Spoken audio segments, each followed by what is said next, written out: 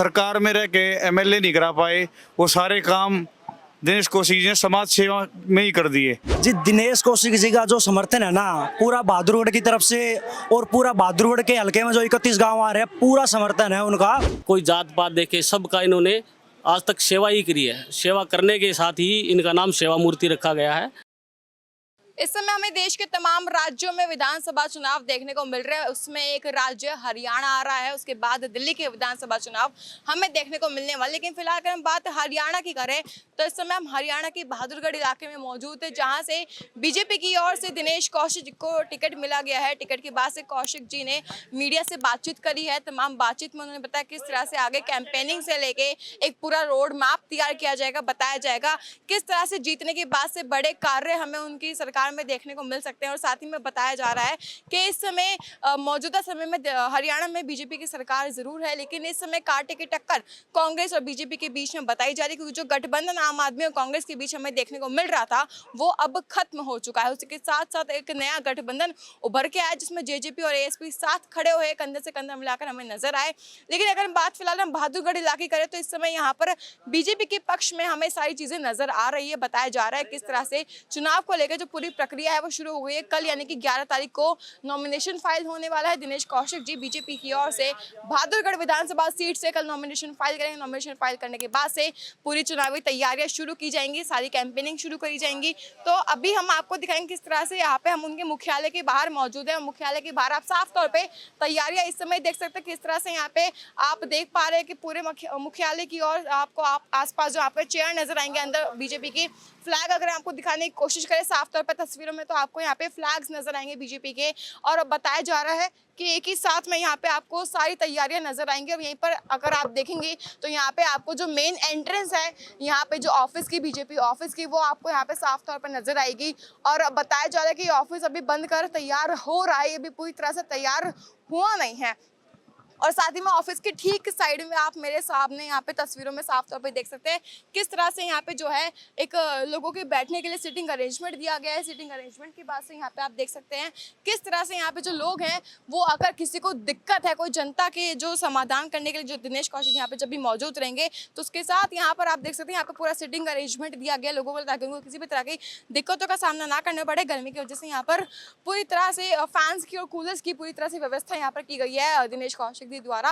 और बताया जा रहा है कि चुनाव को लेकर इस समय बड़ी प्रक्रिया सामने आ रही है। इस पूरे मामले को लेकर इस समय हमारे साथ बातचीत करने के दिनेश कौशिक जी मौजूद है। तो आइए जानते हैं किस तरह से चुनावी प्रक्रिया उनके नजरिए से शुरू की जाएगी और किस तरह से वो पूरे चुनाव को देख रहे हैं। देखिए, जज्बा का और भारतीय जनता पार्टी का गठबंधन था पहले, और जज्बा के जो मंत्रालय थे, जैसे बाद ये जो रोड का महकमा इसका जो है जज्बा का था, हमारे सारे रोड खराब पड़े हैं। ये अब 2 महीने पहले माननीय मुख्यमंत्री जी के पास गए थे हम, मगर सर ये झज्जर रोड और बेरी रोड इतना ख़राब पड़ा है, बिल्कुल एक एक फुटे खड्डे हो रहे हैं।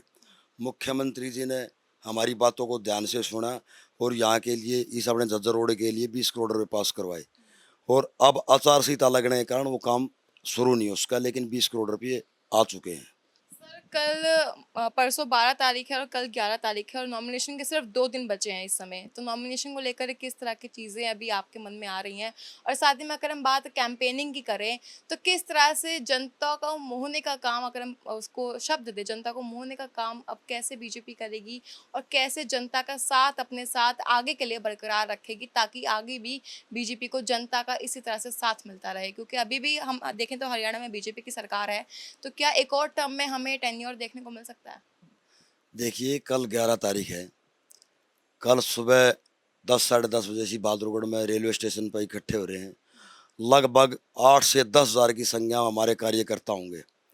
और कल संजीव बाल्याण जी पूर्व केंद्रीय मंत्री भी पहुंच रहे हैं हमारे बीच में। जो है कल इतना बड़ा शक्ति परीक्षण होगा, जो है लेड महिलाएं, जेंट्स, अपने बुजुर्ग, युवा साथी, कल ज़्यादा से ज़्यादा संख्या में कल आपने जो सारे शहर में एक तरफा जो है बीजेपी दिखाई देगी। सर अगर हम बात इस समय ऑपोजिशन की करें तो जब बीजेपी की लिस्ट जारी हुई थी उसके बाद बीजेपी के तमाम बड़े नेताओं ने पार्टी को छोड़ दिया था। उसके बाद से जो ऑपोजिशन कांग्रेस और आम आदमी आती है इस समय हरियाणा में, और साथ में जेजेपी भी इस बात पर बहुत सवाल उठा रही थी कि क्या बीजेपी इससे कमज़ोर हो पाएगी या एक नया रास्ता निकालकर उस चीज़ को ओवरकम करके आगे बढ़ पाएगी। देखिए जेजेपी तो अपने घर में चली गई, और मैं पक्का वादा करता हूँ मोदी जी की जो सेंटर की इतनी स्कीम आई है, जो है हर एक आदमी तक वो स्कीम पहुँची है। हमारा नीचे तक जो एक थोड़ा ये कसर रहेगी कि हमारी जो मोदी जी ने जो स्कीम बनाई पब्लिक तक पहुंचाई थी वो नीचे तक नहीं पहुंची। हमारा कार्यकर्ता वहां तक नहीं पहुंचाने पाया। अब वो बात लोगों को जो हमारी नीचे तक स्कीम गई है वो बात लोगों को अब समझ में आई है। अब हर एक कार्यकर्ता खुश है। अभी मेरे दफ्तर में अब भी जाके देख लो, कम से कम 500-700 आदमी अभी बैठे मिलेंगे। लोग बागों को मोदी जी पर विश्वास है, सबका साथ सबका विकास मोदी जी का एक ही नारा है। तो जो है कोई दिक्कत नहीं, हमारी बिल्कुल सरकार आएगी। और मैं आपको गारंटी देता हूँ कम से कम बहादुरगढ़ में 10 से 15 हज़ार वोटों के बीच में हम जीतने जा रहे हैं। अगर हम बात आपकी करें तो अगर आप जीतते हैं बहादुरगढ़ में बीजेपी की ओर से तो कौन से बड़े बदलाव और अच्छी चीज़ें हमें देखने को मिलेंगी? देखिए बहादुरगढ़ में ज़्यादातर नहीं कहता, देखो हमने काम पहले भी करवाए हैं। जो जेजेपी का महकमा था ना, उस महकमे में दिक्कत होगी। जैसे तहसील में भी कुछ थोड़ी बहुत गड़बड़ हुई है। जो अपना जो रोडों का महकमा था उसमें भी गड़बड़ हुई, उसमें बात को हमने सुनने को मिला है। तो जो से अब हमारी पूर्ण बहुमत से भगवान की दया से सरकार आएगी तो एक एक विकास कार्य करेंगे। जो पेंडिंग काम है, मेरी तो ये स्कीम है भगवान की दया से जो यहाँ से मैं जीत गया तो नोएडा की तर्ज पर बहादुरगढ़ को वो करवाएंगे। कांग्रेस की टक्कर कहीं भी नहीं है जी। बीजेपी वाला सबसे आगे है, कांग्रेस वाला और ये राजेश जूनर निर्दलीय है, ये सारे 20-25 तक है बस लास्ट। हमारा तो 60-70 तक है, कहीं मुकाबला ही नहीं है। दिनेश कौशिक जी ने अब तक के सबसे अच्छे काम किए हैं। गरीब लड़कियों की शादी करवाई है, समाज सेवा करवाई और गौशाला में दान दिया है। हर तरह का हर जगह उन्होंने अच्छा काम किया है। मैडम 1995 से सेवा करते रहे समाज की। वो कभी इलेक्शन में कभी आए नहीं, ना उन्होंने कभी पार्षद का चुनाव लड़ा, ना उन्होंने कभी टिकट मांगी। उनका तो एक ही काम था समाज सेवा। चाहे धर्मशाला हो, चाहे खिलाड़ी जीत का हो, चाहे बंदर का दान हो, जो भी उनके दरवाजे पे आया दिल खोल करके दान दिया, उसकी मदद करी। जैसी भी मदद उनसे हुई ऐसी मदद करी। यही सब सोच के पार्टी ने उनको टिकट दे दिया, सर्वे गया था और भारी बहुमत से जीतेंगे। लोग एक तरफा हो रहे हैं बिल्कुल। जो सरकार में रह के एमएलए नहीं करा पाए वो सारे काम दिनेश कौशिक जी ने समाज सेवा में ही कर दिए। किसी ग्रांट से नहीं करे, अपनी पब्लिक की अपनी पर्सनल ग्रांट से काम करवा दिए। सारे काम पर्सनल ग्रांट से करें इन्होंने समाज सेवा मानकर। और यही सर्वे और ये समाज सेवा इनके अच्छे कर्म के सामने आज रिजल्ट आपके पास है। 10 दिन 20 दिन के बाद आप ये भी देख लियो कि विधानसभा में पहुंचेंगे और चंडीगढ़ बैठ के हल्के के लिए लड़ाई लड़ेंगे। जी दिनेश कौशिक जी का जो समर्थन है ना पूरा बहादुरगढ़ की तरफ से, और पूरा बहादुरगढ़ के हल्के में जो 31 गांव आ रहे हैं पूरा समर्थन है उनका, ठीक है।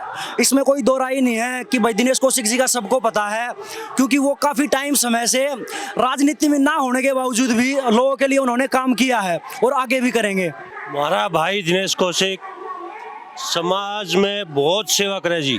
गौशाला, मंदिर सब में इतना दान पुण्य बहुत पुण्य करे जी। 100% अपना भाई विधायक बनेगा जी। सेवा मूर्ति है, सेवा रतन है, सेवा करता है समाज की। दिनेश भाई साहब समाज से जुड़े हुए व्यक्ति हैं मैडम, और दानवीर सूची में सबसे ऊपर नाम आता है भाई साहब का।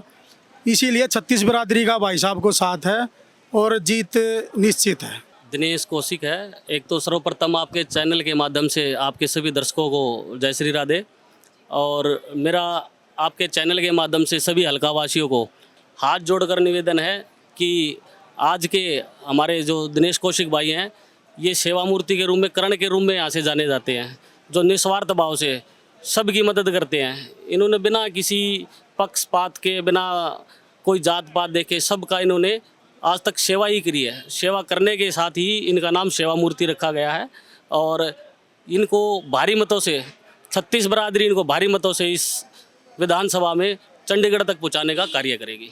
ये दिनेश कौशिक जी बहुत ही अच्छे नेता हैं जी, और एमएलए बनने के बाद बहुत ही अच्छा काम करेंगे। बहादुर हल्के के लिए जी बहुत ही कर्मठ जुझारू नेता हैं दिनेश कौशिक जी। दिनेश कौशिक जी जैसा तो कोई सेवा मूर्ति है ही नहीं यहाँ पे। इन्होंने बड़ा इतना दान दिया है कि पूछो मत ना। ये कहीं भी जाते हैं, गौशाला में जाते हैं, मंदिरों में जाते हैं और किसी की कन्या की शादी वगैरह करवाते हैं तो किसी को भी खाली हाथ नहीं भेजते। चाहे इनके घर से कोई भी आदमी आ जाए, कोई अपाहिज है, उसको भी हम अपने ये जो है दिनेश कौशिक जी अपने पास से पेंशन दे देते हैं, जो कि पेंशन उसकी बनी भी नहीं है, अभी कभी उम्मीद भी नहीं है। ऐसे आदमी की हम बिल्कुल वो करें, मदद करते हैं और इनके साथ ना तो कोई जुझारू नेता होया आज तक, ना कभी होएगा। दिनेश कौशिक बहुत अच्छे मार्जिन से विजय प्राप्त करेंगे। वो बढ़िया आदमी है, ईमानदार है, साफ सुथरी छवि के आदमी है, वो उसकी जीत पक्की है। हाँ, मोदी जी है वो सेंटर, वो बढ़िया आदमी है। उसने राम मंदिर बन गया है अयोध्या में, हर एक चीज़ की सुविधा कर दी है। यूपी में योगी जी है, आने जाने की बड़ी समस्या होती लोगों ने, अब वहाँ कोई समस्या नहीं है। हमारे दिनेश कौशिक जी बहादुरगढ़ में एक युवा चेहरा है और हमारे जो है मुख्यमंत्री नायब सैनी ने उन पे विश्वास करके उनको टिकट दिया है। वो बहादुरगढ़ में अच्छे काम करेंगे, जन सेवा करेंगे। पहले भी वह जनता की सेवा करते रहे हैं। उनके भाई जब एमएलए थे तब भी उन्होंने खूब लोगों के काम किए हैं और सामाजिक कामों में उनकी अच्छी रुचि है और वो अच्छा प्रदर्शन करेंगे और बहादुरगढ़ से जीत दिलवाएंगे उनको। बढ़िया आदमी है जी, सामाजिक काम कर रही हो भाई, इसकी रुचि है जी शुरू से, बहुत बढ़िया सामाजिक आदमी से। मैडम जैसे कि आप बहादुरगढ़ में घूम रहे हो, बहादुरगढ़ में बिल्कुल एक तरफा हुआ है। बहादुरगढ़ से बीजेपी पार्टी जो दिनेश कौशिक जी प्रत्याशी हैं वो लगभग 10 से 15 हज़ार वोटों के मार्जिन से कम जीतेंगे। लेकिन इस समय कुछ इलाकों में बताया जा रहा है कि कांग्रेस की वहाँ पे लहर ज्यादा नजर आ रही है, इसको लेकर क्या कहेंगे? क्या एक कांटे की टक्कर दोनों पार्टियों में हो सकती है? मैडम बिल्कुल भी नहीं काटे की टक्कर। जो 2019 में हमारे बहादुरगढ़ की जनता ने कांग्रेस प्रत्याशी को चुना, उन्होंने वो चुन के बहुत बड़ी गलती की है। हर लोग पछता रहे हैं कि ताकि, क्योंकि जो हमारे विधायक हैं कांग्रेस के राजेंद्र सिंह जून जी, वो यहाँ पे बहादुरगढ़ को टूरिस्ट प्लेस मानते हैं। वो महीने 2 महीने में एक बार आते हैं। उन्होंने यहाँ पे ये लगा लो 5 साल में एक भी काम नहीं किया। तो अब की बार तो लोग मैडम इतने परेशान हैं उनसे, यहाँ की गलियों का, सड़कों का, पानी का, बिजली का इतना बुरा हाल कर दिया उन्होंने। यहाँ पे आके लोगों तो के मतलब हाल तक नहीं पूछा लोगों का इन्होंने। बहुत बहुत धन्यवाद हमारे साथ जुड़ने के लिए। आपने कहा किस तरह से हमारे साथ यहाँ पे जनता मौजूद रही। जनता का कहना है कि इस समय बहादुरगढ़ में एक तरफा बीजेपी की लहर हमें देखने को मिल रही है। बताया जा रहा है कि तमाम इलाकों में बेशक से कांग्रेस के समय जिस तरह का माहौल देखने को मिलता था, अभी उसका थोड़ा सा हमें उल्टा प्रभाव देखने को मिल रहा है। बताया जा रहा है कि बीजेपी की जो लहर है वो इस समय जो आसपास के जितने भी गाँव पड़ रहे हैं उन सब में वहाँ पर देखने को मिल रहा है। बहादुरगढ़ के अलावा तमाम सीटों पर पूरे हरियाणा में जितने भी विधानसभा में सीट आएंगे 90 की 90 सीटों में बताया जाए कि मेजोरिटी में इस समय बीजेपी चल रही है। लेकिन कहीं ना कहीं कांग्रेस भी अपनी पूरी तैयारी के साथ वहां पर बैठी हुई है। आम आदमी भी इस समय इंडिविजुअल होकर चुनाव लड़ने की तैयारी में जुटी हुई है। इस पूरे मामले को लेकर आपका क्या सोचना है हमें जरूर बताएं। तब तक बने हमेशा पंजाब केसरी में।